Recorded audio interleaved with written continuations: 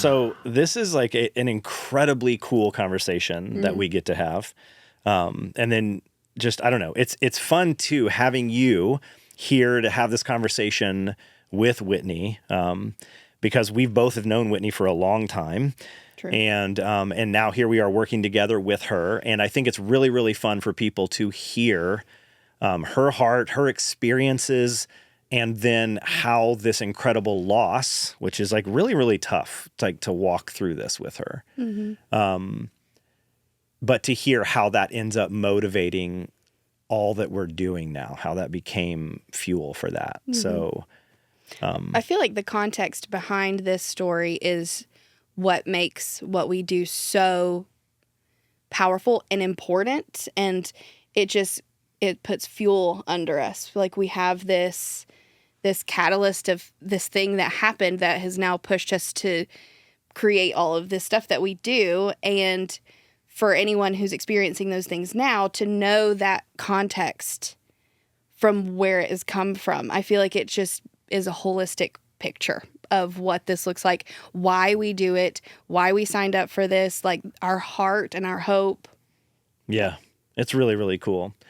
And so welcome to the Four Students podcast. And Kelly and I are jumping into a conversation today with Whitney D'Allaird, our founder. Just a trigger warning for those of you who have dealt with suicide, had suicidal thoughts, or you've lost someone to suicide. This story is all about, in fact, Whitney and her husband, Kevin, losing their oldest son, Tyler, to suicide. His freshman fall as he went away to school. And it is a really difficult conversation, but it is, I think it really gives you as the listener, viewer, the opportunity to understand who we are and why we do what we do. And I think along the way, Whitney gives some incredible insight into her dealing with grief and like how hard that was and is and continues to be. And I think also for people who perhaps have someone close to them who has lost someone, maybe how to show up for those people and things to say and not to say, we get into some of that. And then you get to hear about our organization, kind of what we're doing now, what we're up to, and what has come at, 7 years now after the fact, of what this has become. And so it's really, really amazing. And so if you're someone who is dealing with those thoughts, or the thing we always want to say is you are not alone. We said this, like, you'll hear this at the end of episode 1 of this, because it ends up being broken into 2 parts because it took a long time, as understandably, to kind of walk through getting to know Whitney and her family, and then hearing about the loss of Tyler. And then the next episode, part 2, is kind of up into present. But this idea that if you are dealing with that, number one, you're not alone. This feeling, as acute as it is, as painful as it is, it will not last forever. And there are people that want to help you. So if you're having suicidal thoughts, you can text 988. Like, there's a new suicide hotline number, 741-741. You can also reach out to and text. You can get to an emergency room. You can reach out. Just don't sit alone in it. I would just say that here at the outset of this, is that people care about you. And even though we don't know you, we care about you. And if we were close to you and knew your story, we would be right there with you. But reach out to us, or reach out to anybody, because this world is better with you. We are better together. And this isn't suicide is just never a solution. Even though it feels like a solution, it's not a solution. It just creates unbelievably greater problems for the people that you care about most. And I just want to circle back. The pain will not last forever. So as you listen to this, you're going to hear all kinds of stuff, but I think the dream is that you hear hope through all of it. So episode 1, we get up through losing Tyler, and then you'll see in part 2, we kind of get to talk about how it became what we are today. Anything you'd add to that? No, I think it's a big story. I hope that people find comfort in knowing that they're not alone walking through things. I hope that people are energized by the mission. I just think that it's a story that needs to be told. Yeah. And I'm excited to start this podcast off at the very beginning. Yeah, that's a great point. We're really excited to hear this interview with Whitney. So check this out. So one of the things that I love, Whit, is like, will you, for instance, I'm just going to ask, the clothes that you're wearing today, Yes. did students order those? Students did not order these. Okay. These I actually did on my own. That's amazing. Well, because because you have this incredible clothes subscription or something like that. Is that what it's called? Yes. A I mean, clothes I don't know subscription? that I would say it's incredible or it's a way for me to not spend money on clothes. So I rent them once a month. Incredible. Because I learned that from students, by the way. Okay, so teenagers said, hey, you should just rent your clothes. And so did you know kids who were renting their clothes? Yes. That's how it started. That's incredible. Yes, there were two sisters Okay. that actually split a subscription, and every time I saw one of them, I was like, "That's such a cute top," and she was like, "I got it on Nuuly." Okay, feature Nuuly. Gotta return it. That's right, when you throw up a Nuuly logo. That would be the hardest part, though. Like, if you really fell in love with something, You can buy it. you can buy it, but you've now fallen in love with it. And so, You can also rent it again, which is what I'm telling myself because you'd be renting now. clothes anyways like if at the you were going to library, rent you it. just redo your... You just renew If your you just subscription. renew, yes. And if I want to that keep called? something, instead of buying it, I just rent it again. That's more- amazing. Maybe you're It's tired of more it by the cost next effective. That makes sense. I don't know if it'd be cost effective for me because I have like 6 t-shirts and 2 pairs of jeans that I wear all the time. But do they have a subscription where you can just get t-shirts In jeans. Seems a little... Yeah, not worth it. Unnecessary. I was going to say. Does. My $8 I t-shirts. feel like this is My for Old people Navy who want jeans. flair. Yeah, and you do have flair. staple You're always pieces. kind of walking in, particularly. And so this is why I asked that, because you told me that there was a time where you let students, high school Yes. students, pick what was coming on your next That order. was a really interesting month. That It was really fun. You remember that? I do remember that because all the time you'd walk in with like these crazy loud pants. Yeah. And I'd be like, the students picked that out for you. Totally. And it was really fun to watch. It was, but they were killer. Like not Yeah. loud, not in a bad loud, but like I don't think Whitney would have Whitney chosen would never this. choose that because she chooses beige and beige and beige. Well, the monochromatic look is in. Let's be is. honest. I It almost is. wore a navy But shirt it today. is what I would choose But it's what anyway. you would are right. choose. You are right. And yes, I felt a little out of my comfort zone that month, but it was good. It taught me some new things. The like parachute jeans. I bought those. Those Yeah, were my so favorite. she has Those those. were my She favorite. kept them. Those Yeah. you really But pulled you those said off. you felt a little like, weird walking around. But at the same time, how many comments did you get that month? A lot, and they all came from kids, which you made win. made me feel really cool that No month. joke. Heck So- yeah, it's amazing. Yeah, I love that. That is hilarious. And I can't tell you how many crop tops that Whitney was walking around no. in that The month. rule was I'm just kidding. my belly had I know, I'm just kidding. belly had to be covered. There were 2 rules. My belly had to be I covered, think you had to say yes or no. and something else. I mean, were you sitting there when they were on the laptop when they were No, picking I it out? actually wasn't. You just gave I like, just okay, gave pick it. them the And then laptop. it'll I be a just- surprise when the box arrives. No, I did. I gave it. They picked all the things, and I had veto power. And you went but I back did through. not veto anything. That's incredible. Because they followed your rules. They didn't do the crop They top. or didn't do the whatever. crop top, or What else? What was the other I rules? can't remember. What were the other rules? I'm sure it had to do with tightness Oh, around probably. things. Yeah. Huh. That's really interesting. I just reminded them love that I had 3 babies, so my belly not only could it not show, there couldn't be tight things on it. That's hilarious.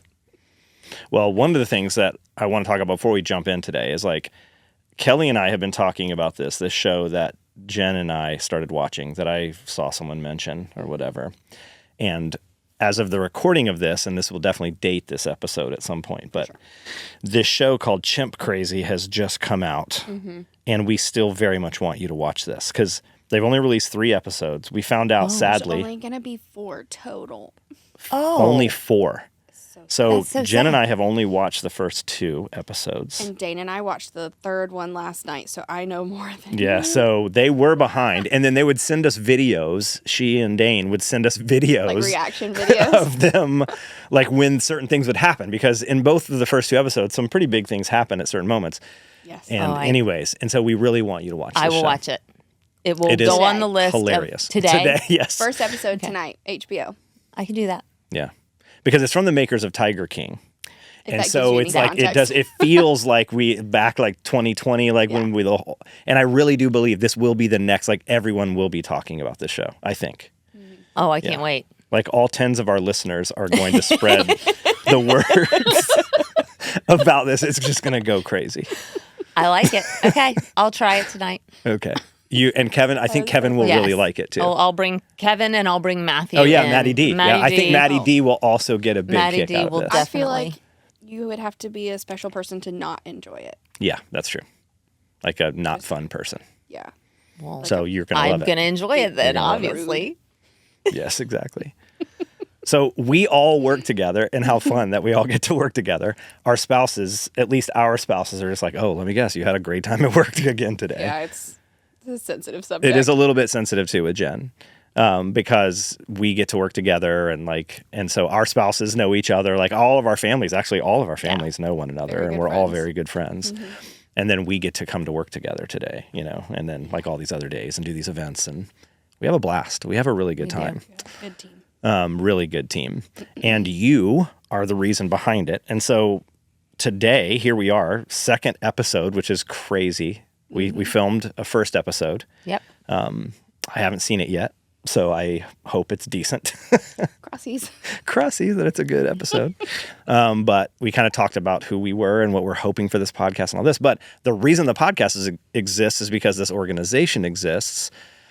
And the reason the organization exists, see if I can get all this out, is because really of you. And so we want to get to know you, and we want anyone who tunes in and listens to this, we want them to know you and to kind of know the why behind this whole thing. And it goes back, a ways, like a long time, because it really does. Our families met, I think, in 2010. Because we moved to Charlotte in 2010, Jen and I did, with our girls. And then we ended up at this same non-denominational church together. You were kind of helping like create the children's ministry there and all of that. And so our family started hanging out. We ended up in small group together, and like our families would hang out and talk about life in our living rooms and stuff like that. And then we worked together a little bit, and I don't know, but we've just known each other a really, really long time. Yep. So tell everybody just a little bit about your family, who's in your family, like, because you're a mom of 3, and you're, I don't know, just fill us in. Like, who is Whitney? Because we know now a little bit about your wardrobe, at least. I mean, you know the important things. Well, no, I just think that was a cool way for people to get to know you a little bit, because it's That's like just a a really little interesting snippet. thing. Yeah. Yeah. But who are you? Yeah. I'm Whitney.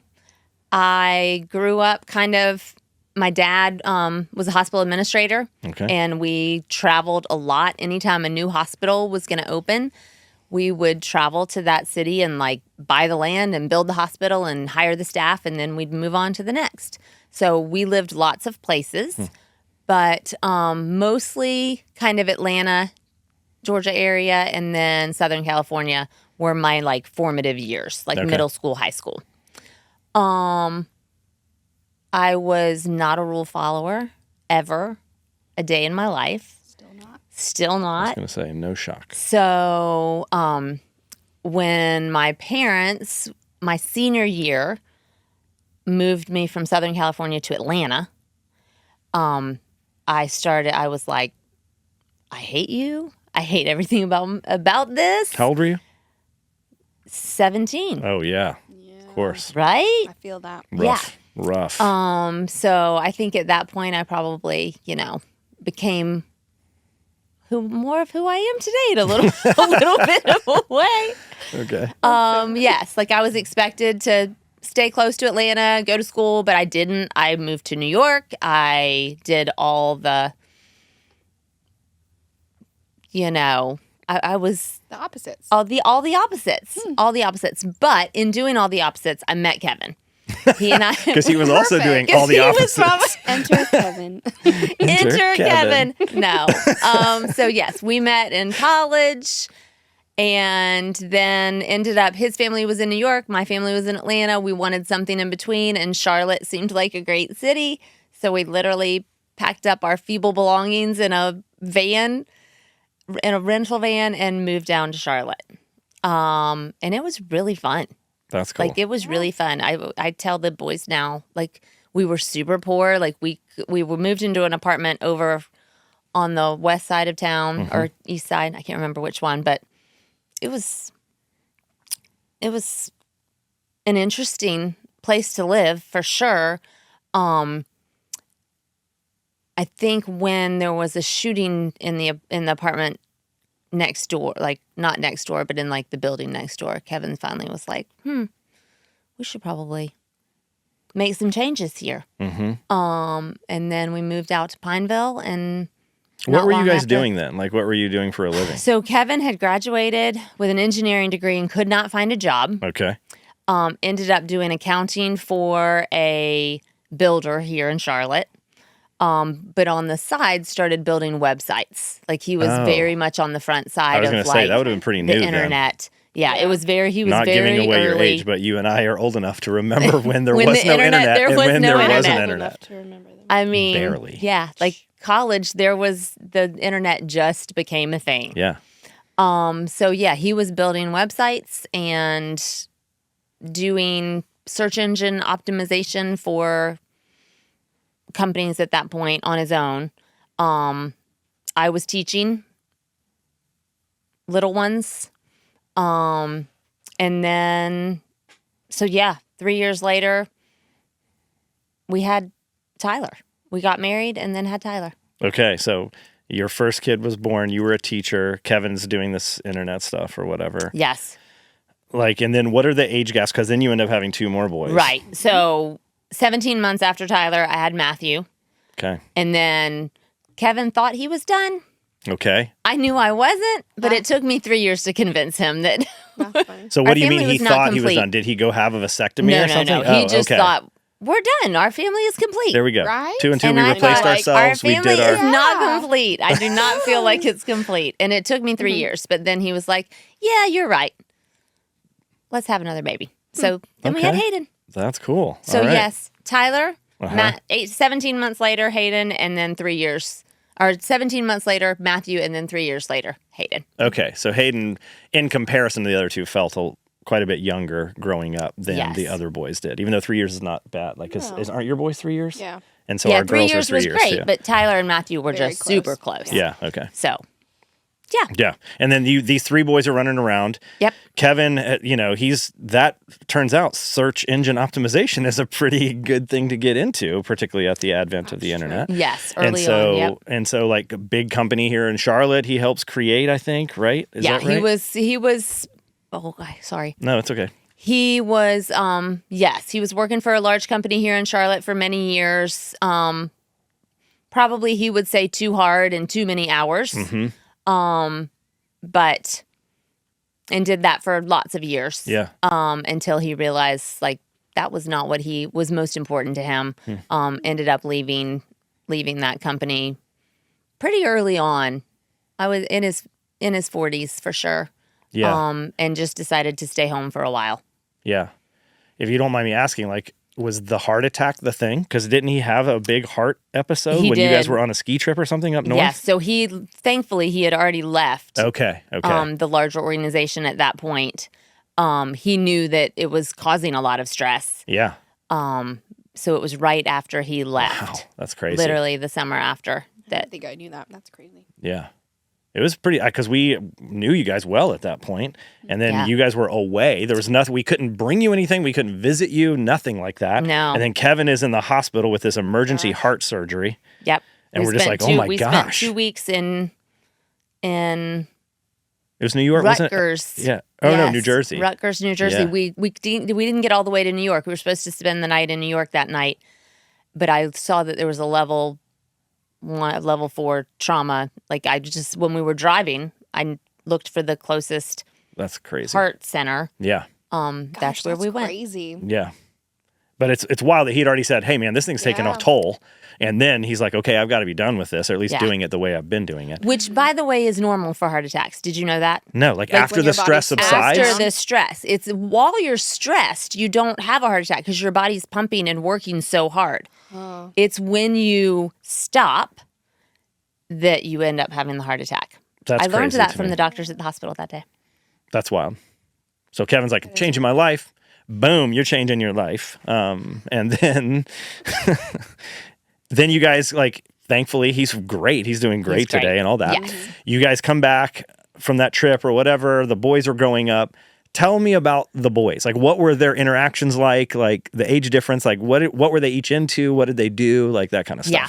So, I mean, they were typical boys, and they were all into different things. They were all so different. Okay. Tyler was definitely my more studious. Firstborn, trying to please type you. A, perfectionist, wanted things his way and done properly and following the rules. Yep. Which is hard when you have a mom like me. Yeah. Matthew was just the opposite. He is my rule breaker, like let me push the limits, let me play the sports that are going to make me break legs and all the things. Yeah. Yes. The snowboarding backflips and wakeboarding. Exactly. So they were opposites, but they actually got along remarkably well for being two boys with such opposite personalities. But there were some things that brought those two boys together in particular that Hayden, the youngest, kind of jumped into. Like, I remember them, like, they both loved different types of strategy and video games and like all of that kind of stuff. Like Magic the Gathering, I remember that was a huge deal for them. Yep. Like these cards and like collecting these decks and all of that. Oh, yeah. I mean, it started as Pokemon when they were little, and Yes. they never, it just became more intricate strategy stuff. Sure. But yes, they definitely, although they were opposite, and all of them are opposite, there's a lot of similarities in the way that they thought. Yeah. So. And then Hayden is 3 years younger, tagging along. I remember him wanting to be doing all the stuff those boys were doing. Yes. And I remember youngest Hayden and Maddie D always, like, not always, but they would be brawling over cards or whatever. And Tyler would be like peacemaking, trying to like keep them from killing each other. Tyler was definitely the peacemaker, and you are right. Like, although they all enjoyed them, there was definitely that sibling rivalry. Oh, inevitably, particularly with For three sure. brothers. Yeah. Yes. Yeah. And so they start getting older.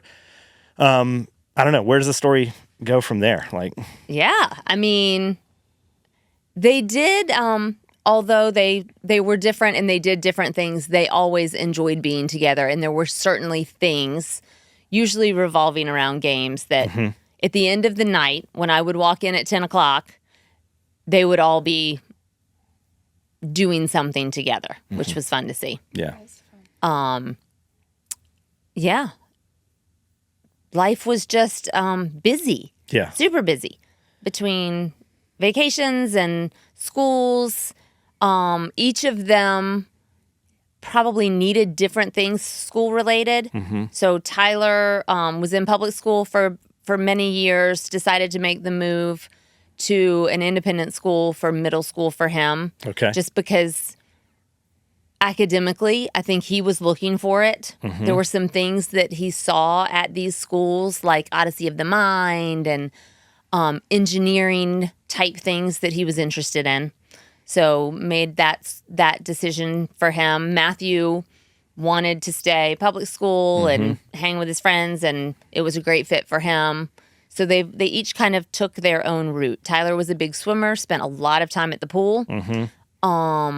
Matthew was lacrosse player and snowboarder, and Hayden did a little bit of all the things. I remember him playing baseball, and I think he got into lacrosse a little bit. I remember him running around when he was little, like in lacrosse, big old baggy lacrosse jerseys and Yes. shorts that were like down to his shins and stuff. I think like that was more because Matthew, he Yeah, just was wanted into to, it. that was his big brother's. Be like, Yeah. Absolutely.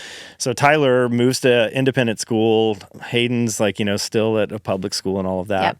And then where does Tyler's journey kind of go from that? Because I mean, all of this kind of leads and culminates in some way. Not that they don't each have their own individual stories. Yes. But the reason we're here is very much Tyler's attached journey. to Tyler's Yes. journey. So Tyler, had his transition to middle school was definitely a little bumpy.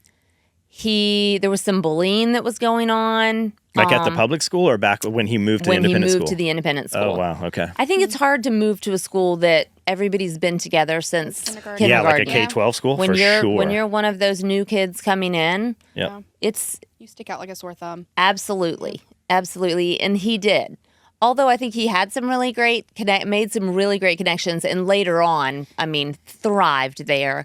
But early on, it was definitely a hard transition. That was his first time seeing a counselor was when he made that transition. And I think it was really good for him to have somebody else to process all of the feelings around that transition. Yeah. Do you remember what kind of changed because from being bullied and, feeling these horrible things to thriving? Like, do you remember what Yes, what happened in there? Why did this stuff happen? Honestly, it was the confidence, this child that was really giving him a hard time. What we were talking about it a lot, and he was talking about it with the counselor a lot.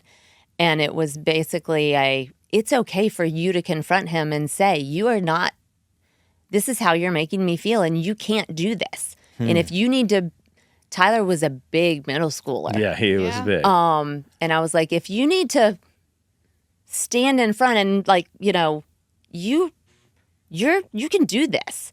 I think it was the confidence. And when he did that the first time, you could tell it was something changed. Yeah, something changed. It was very freeing for him to feel like, oh, I have some power. To say this out loud to the person who's, hurting you. Yeah. Yeah. I mean, think about when does that happen? I guess when you're really little, you might say that. Stop that. That hurts. Right.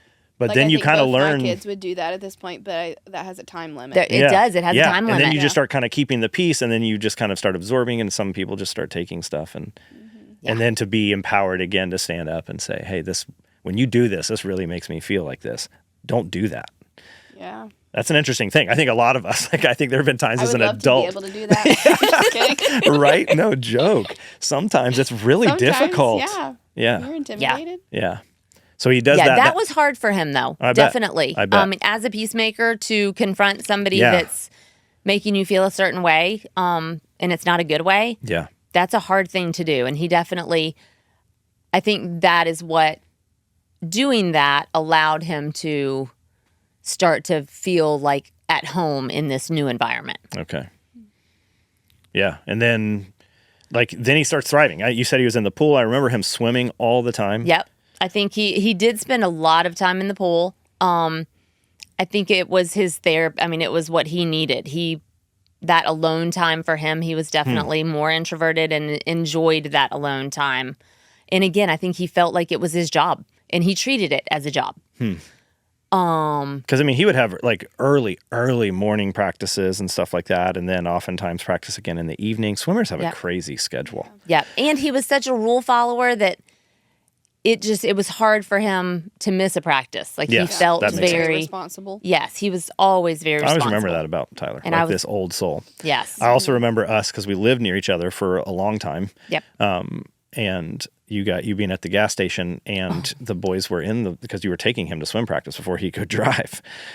And you're across the way, a couple pumps away, and I can see Tyler. I'm like, hey, Whit, or whatever. I'm like, what you doing? You're like, dropping the kids off at the pool. And I finish pumping my gas, and I walk over because I can literally see Tyler's head in the front seat, looking down, and he was just shaking his head when you said it. And I walked over, and then you'd gotten back in the car at that point, and I'm just like, what's up, Tyler? Hey, and by the way, Whitney, don't ever say that again out that loud. Certainly never yell it. And she's like, why? I had no idea. That means you're going poop. And she's like, what? And Tyler's like, yes, Mom, or whatever. It was so funny. Anyways. Yeah. So he's in the pool all the time or whatever. Yes. He got in a choir by the end of his time. He's standing up and singing in front of people. Yep. It's wild. He did. And never, I don't think, and was in theater. Yeah, was that's doing right. musicals. That's right. I think his confidence during those times, late middle, and most of high school, was definitely, he was a fun kid to be around. He cared about other people a lot. Yeah. So he had a great friendship group during that time, for sure. And that's how you met him, was because he was volunteering with the student ministry and was helping lead a group with another guy that we really like.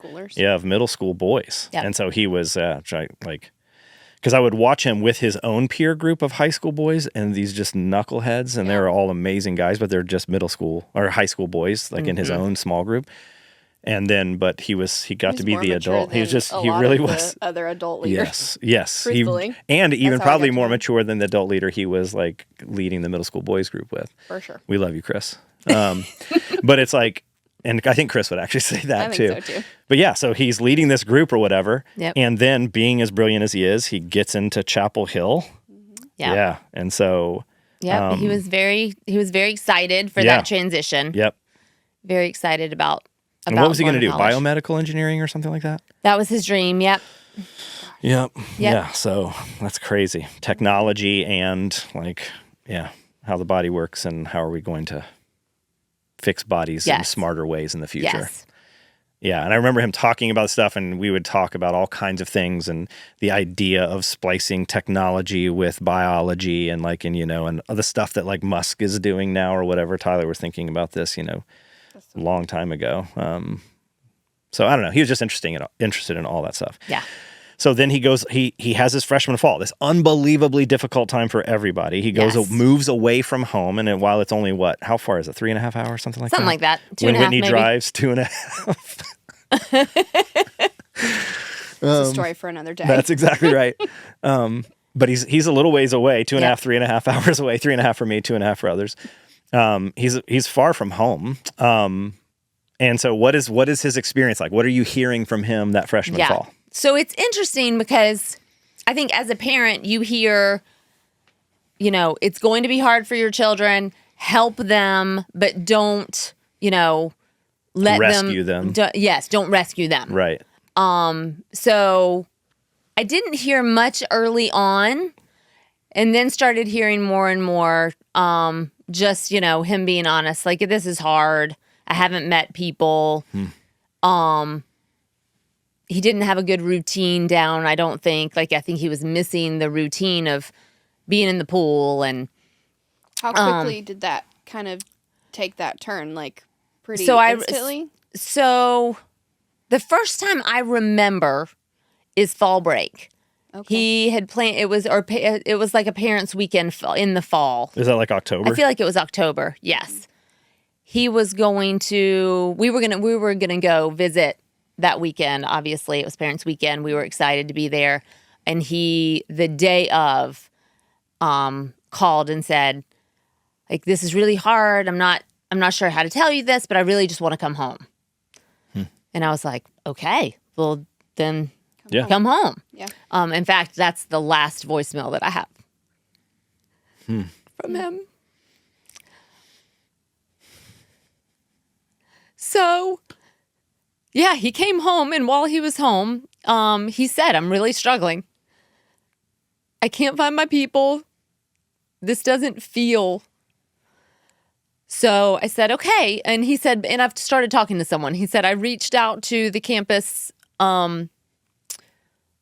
CAPS, and I've been talking to a therapist. I'm like, that's great. Like, That's awesome. That you knew exactly Yeah. like what you're doing all the right things. And he said, but it's actually making me feel worse. And I said, okay, well, do you want to talk to, we go back to that middle school guy that he had met with. So we already had a relationship with someone, which I was so grateful for. So reached out to that therapist and said, hey, you know, this is what's going on. So Tyler started meeting with him. Like back in Charlotte? Back in Charlotte. Okay. Yep. So he did not go back after the fall weekend. Did he stay here for? No, so he did. He ended up Okay. meeting with this therapist and then meeting online with him several times Okay. as he was back at school. And then fast forward a couple weeks after that, a friend of his from high school had gone to visit over a weekend, and he told that friend that he was considering suicide. And thank goodness that friend immediately called his mom on the way home back to his college and said, Mom, this is what just happened. This is what Tyler just said. And the friend's mom called me. We had breakfast the next morning, and she said, this is what's happening. So I immediately left that breakfast, went home, picked up Kevin, and we drove to Chapel Hill. You're like, we're going to go get this kid. Yeah. Two things. Like, how amazing and how brave of that mom to be like, hey, I have to tell this mom. Yes.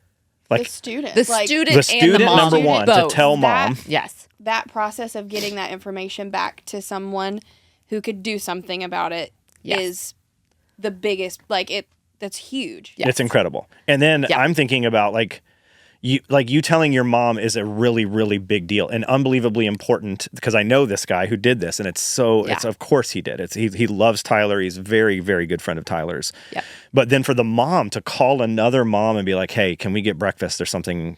Did she tell you like, hey, there's something I need to tell you, or like, hey, I just need to get breakfast? I think it was just, hey, can we have breakfast tomorrow morning? Yeah.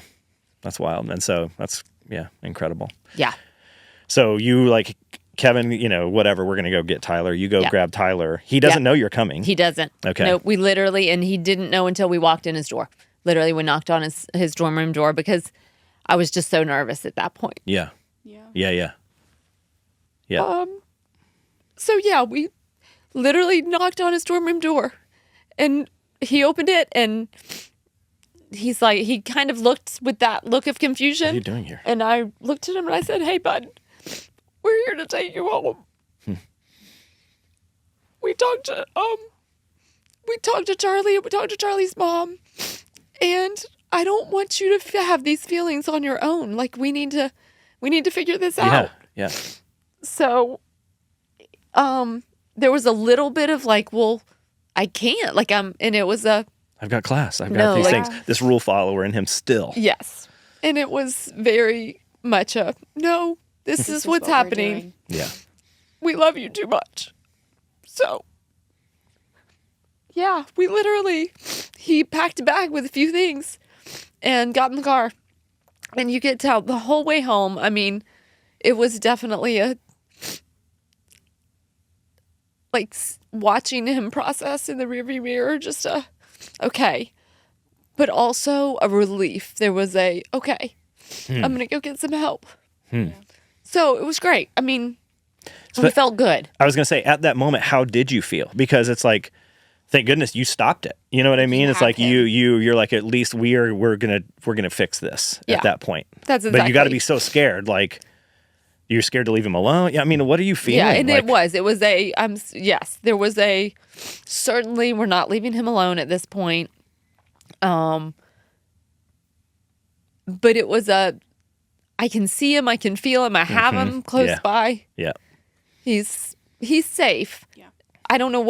I have no idea where to start to get him the help that he needs. Yeah. But at least it's he's within your control, like your grasp right now. I know he's safe right now. And and I think he really was at a place where he thought, okay, I'm going to get the help I need. Yeah. I think he, at that point he was, we even had conversations. He was like, Mom, like,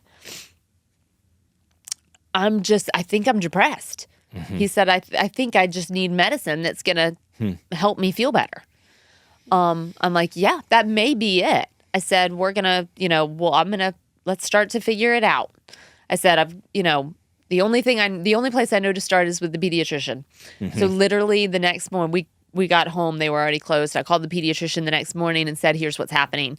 And she immediately sent us to the behavioral health center here in Charlotte. Okay. She said, that's as a physician, that's what I have to tell you to do. So Tyler agreed. He had he did not disagree with that at all. We went, and it's a scary place. It was definitely a hard place to be. He and I texted and we were sitting next to each other. But you can't have a conversation because there's all these people around. Yes. Yeah. And again, it's one of those like last texts that I have from him, but it's this is why you don't do drugs. Wow, because you're surrounded by a variety of different reasons of people being there. Absolutely. And while these people are trying to create an amazing space that would help people, what's happening around you is frightening to see all these people in these different states. Yes. Yeah. Yes, absolutely. So it was interesting. It was interesting. But he ended up going back, getting evaluated. I went back with him actually for that. And it was really hard to hear him say he had thought about suicide every day for months. Wow. And was willing to, when the doctor asked him directly, you could tell he wanted the help. He was ready to. Yeah. So he, at that point they said, we're going to get you help. And that night, I was there with him that whole day. And by that night, there was a transport to take him to another facility, more residential. Okay. And he went on a depression unit at a residential facility and got transferred that night. So called us when he got there that night. And he had access to a phone to be able to call us. And we got to go visit him for like 2 hours every afternoon. Okay. He was there for 7 days. Okay. He had just turned 18 that summer. So he was, so this is his treatment as an adult. Is it the kind of thing where he kind of has to sign off on it? You guys even be able to come see him and all of that? Yes. And he did. He was very, thankfully he was very willing to do that. But yes, he was in an adult facility. I had to actually like call and pull information out from them to be able to, it was not easy. Yeah, I imagine that in multiple ways. Yes. But he was there for, I think, 6 or 7 days. And again, we'd go visit him every day. He was by far the youngest. Mm-hmm. I would say, they called him baby boy. All of the other residents, it was interesting. Most of them were probably my age. Okay. And then Tyler. But we went and visited him every day. He seemed to be, think he was doing well. They seemed to think he was doing well. And after 6 days, they said, okay, he's great. Like, he's good to go back to, which was like, how do you know? Are you sure? What are your, and I know they must have metrics and all of that. Yes. But at the same time. Yeah. It was very much, okay, what is our next step? So he went and started seeing his therapist again. The one from middle school still. The one from middle school still. Okay. Yeah, and was got a psychiatrist because they had put him on some meds. Okay. Got a psychiatrist involved just to double check and make sure that everything. So he saw both of those people as soon as he got out. It was Thanksgiving weekend, so we ended up packing up the car and going to the beach just to get away and have family. And it's what we did. We went down to Hilton Head for Thanksgiving every year, so he really wanted to go. Real quick, yeah, if we can, because the boys are like at home. Kevin's at Kevin's is coming with you on these visits or whatever. Yeah. How are Maddie D and Hayden processing this? So they're not, because Tyler at this point did not want us to share anything. He wanted to be the one to share it. Okay. So we had talked about that when we went and visited one day. Like, hey, how do you want us to, like, it's your story to tell. Right. Tell us how. And he said, I really want to be the one. So before he went in for treatment, did he tell them? Or is this like... No, so they didn't even know that he had really come home. Oh, wow. Because we went and picked him up. Okay. And he went right into treatment the next day. Okay. So they didn't even know he was home. They just think he's still at school. Yes. Okay. Yeah, they have no idea at this point what's going on. Yeah. And Tyler, he said, I really want to be the one that shares this. So he got home. We did Thanksgiving. They just thought he'd come home from school. We go to Thanksgiving. He comes home. He's certainly more himself. Mm-hmm. We're still having the conversations like, how are you feeling today? Like, let's talk about this. And again, it was that tough place of being after Thanksgiving, before Christmas. You've got a couple weeks of school, finals. He was doing very well in his classes, and he didn't want to give up on the semester. So one day, like at therapy one day, we were talking with his therapist, and he invited me in, like, let's figure out what the next steps are. Tyler really wanted to go back to school. His therapist thought that was a good idea. I was not 100% on board with that, but gave in to the, okay, like, let's go back, but either Dad or I will be with you until Christmas break. Yeah. It just felt like the right thing to do. And again, he didn't push back on that. It was very, okay. Yeah. And you guys bought Bonnaroo. You looked at Bonnaroo because Because you guys had gone, what, for his senior present? Is that the first time you went? Yes. First time we went was after his senior year. That was his grad trip. Instead of going, to the beach. Yeah. He wanted to take a group of friends, and they all wanted to go to Bonnaroo. I just remember you guys bought Bonnaroo tickets. We did. Like, literally, for everybody. Bonnaroo tickets go on sale on the night before or Thanksgiving morning. Oh, okay. That's funny. So we got our tickets that morning. He definitely was forward thinking. Yes. And even that, so fast forward, we're back at school. He's having coffee with friends. He's starting to re-engage. And it was right before Christmas. So there was the swim team was having like a white elephant gift. And literally like the day before, we had gone shopping and gone to a movie. Like just typical. Yeah. He had gotten some clothes for the winter. Like we're moving. What feels like past this kind of episode or whatever. Yes. Yeah, he seemed to really be doing well. I'd been there a week. It was a Friday night. Kevin was coming up on Saturday. And Tyler was like, I really just want to go back to I think I'm good. I want to go back to the dorm. I want to feel what it feels like. Dad's coming tomorrow. I'm fine. I've got plans tonight. That night, he had already had plans to have a movie night in the dorm next door with a good friend of his from high school that he'd been communicating with through the whole semester. So yeah, I at one point drove him up into the front of his dorm, gave him a hug, and that night he did go to movie night. And about 12:30, he was back in his dorm. And we know that around 2:30, he died by suicide.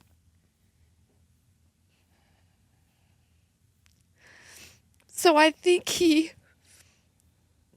I don't know.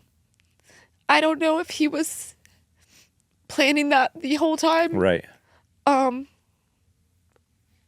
But he would also say this depression, he could be feeling just fine. And it was honestly, he was feeling good. And he said it could be like a light switch. And he could go from feeling just fine to being at rock bottom in a matter of moments. So we just don't know.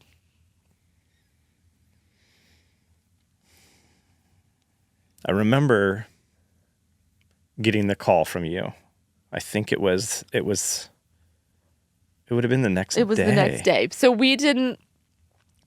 So Kevin arrived in Chapel Hill the next morning, and Tyler was supposed to meet him at a soccer game. And he hadn't returned Kevin's calls. So Tyler had a party the swim party that he was supposed to go to at 6:00. Maybe it was, I can't remember, but something like that. So Kevin was at the game, and I knew when 6:00 came and Tyler was still in his room. I had called multiple times throughout the day. I knew when 6:00 came and he was not leaving because I had a tracker on his phone. I was like, honey, you've got to get to him right now. So I talked to Kevin as he was driving over to the dorm. And when he got there, I said, well, you're going to have to figure out how to get in because there's a key card and you're going to have to find somebody to let you in. And he drove up. And he said, oh, it's not a problem. There's a policeman at the door. I'll be able to get in. And at that point, I was like, honey, go. And he called me back a few minutes later and said, yeah, he's gone. I think Kevin was oblivious when he walked in the door. He went to the policeman and he just said, hey, I've got my son's upstairs. and I need to go check on him. And as soon as he said, who's your son? The policeman pulled him around back and shared with him. I remember that night after you called me, because when you got the news, I think you started reaching out to people, or at least we were with someone, you were driving with somebody, they were driving you, Yes. and you were talking on the phone, and Jen and I were at one of our daughter's play. Yep. And so we just let some people know, and we immediately came over to the house. And by the time we got there, there were two or three other couples that were already in your living room, and we all just, in disbelief, we all just sat there that night, just crying and sharing stories, and like none of us knew what to say, none of us knew what to do. And then I remember Kevin getting there because he was driving back from Raleigh or Chapel Hill, and so it's like. And then when he came in, it was, I don't know. The night is such I don't know. I still can't imagine what you felt, what you feel, to watch you two see one another as husband and wife, like to know you've lost your son, like at that moment, to watch you grieve together in person. And I think that's when we left that night. And then just checking in on you. And every time I'd come over, there were people there. Every time I call, someone's there, And just, you thank God you had so many people around you to be there with you. But, like, it's just wild, because that was now, which is crazy to think that this December 2nd is that 7 years ago? Yep. And you're not in that place anymore, and you've been brave enough to share this story enough times where I don't know. It's crazy. I feel it again every time that you share the story.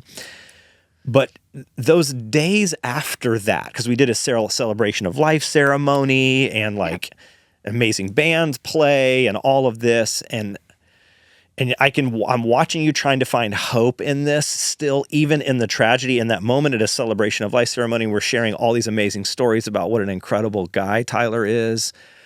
And in those weeks and months following that grief, because it's amazing to hear these details, some of which I'm hearing for the first time. Like some of these things I'm learning today, actually, because I think as friends of yours, we never want to take you back to that place and ask you, to relive those things. So I think, first of all, thanks for being willing to share it again. Because it is the why behind our whole organization, is like, we got to make sure this doesn't happen anymore. But for the people who are there right now, that it's not 7 years ago for them, they're like in grief right now. It's like something just happened, some loss. And we always say, and we tell students this all the time, it doesn't matter what the loss is. It doesn't have to be the loss of a child. It's like whatever is the hardest loss you've ever experienced is the hardest loss you've ever experienced. Yes. And so it's just feels hard. It feels like it's never going to end. And that's just from someone who hasn't experienced that kind of tragedy, has just experienced my kind of loss. What is that like? And what can you say to people who might find themselves, in that place right there? What were therapists saying to you? What are you saying to you? I don't know. I'm just curious. What is that time like? How do you make it through that time? Yeah. And honestly, a lot of it is super fuzzy to me. I bet. I would say probably the first 2 years are super fuzzy to me. Yeah. Luckily, I did get in front of a therapist very quickly, like within the week.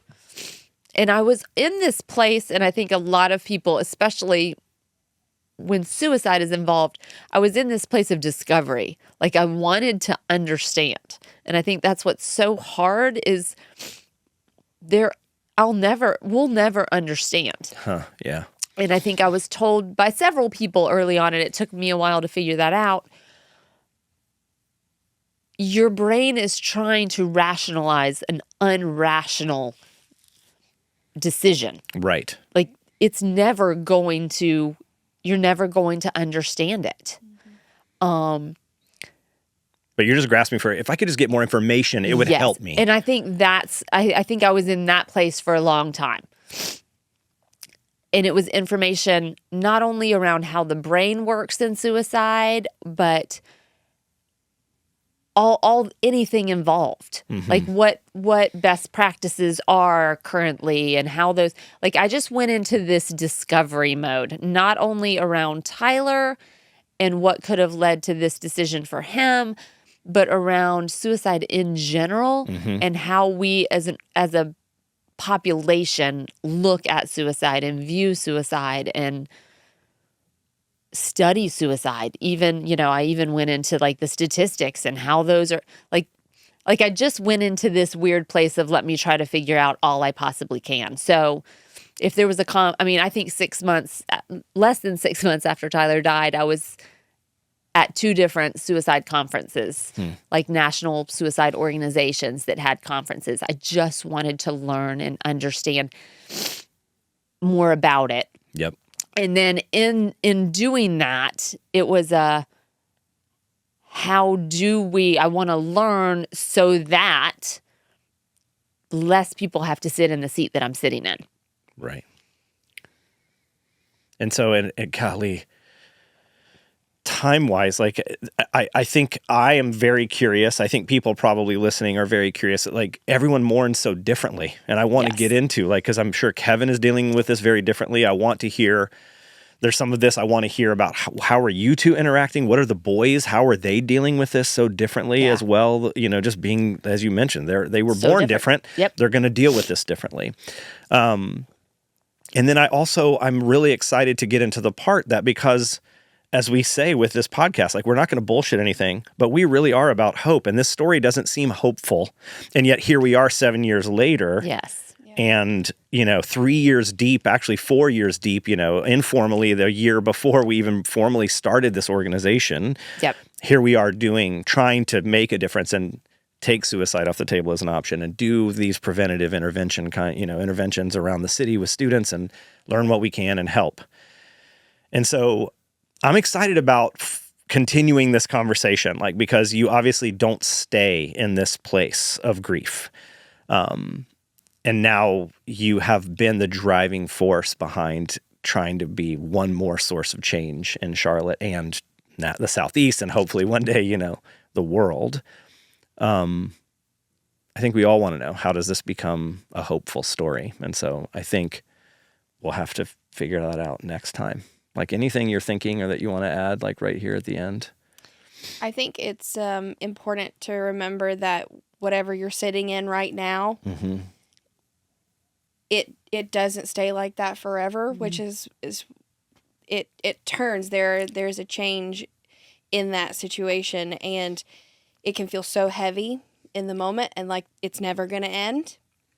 But there is hope, and there is a lessening of this weight. And I don't know, it just, in the worst situations possible, there can be hope. And that's so encouraging to me. And I hope that if anyone is listening who is in a season of just deep junk, that is coming from someone who has this intense story, that there is another side. Yes. And I think I want to, because we're going to have to do a part 2, obviously, of this, right? Yes. We can't leave this here.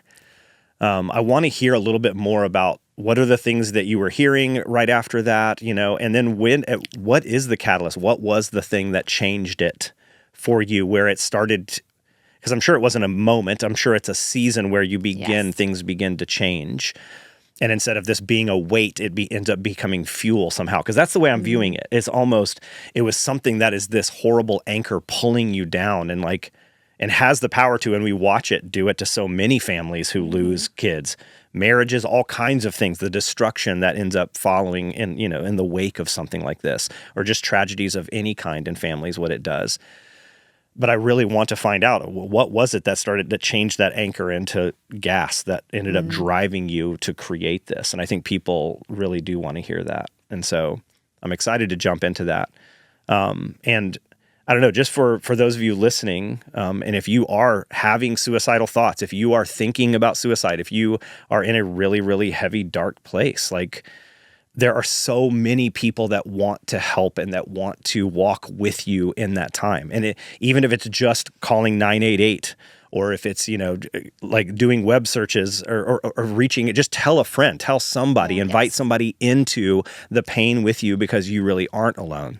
And we'll put resources in the show notes and all of that stuff. We definitely don't want to walk you to this place and then like leave you with nothing. And so I think that's the thing, is our hope is that you always have someone to reach out to, and that isn't the end of the story. And beautifully, it doesn't, like when people find out, it often, and in fact, I think a lot of the time, does not end with the person taking their life. When they share it with somebody and they do get help, there actually is hope after those moments. And so this story didn't end the way, obviously, we want it to. But there's help and there's hope, and we're going to find out what changed and how 4 students came to be. So sounds great. All right. Look forward to it. Thank you again so much for being so vulnerable. It takes bravery. Yeah. To say it. Yeah. Again and again. And I've watched you do it over the years. And you're very strong. Yeah. We love you. We're thankful for this. See you guys next time.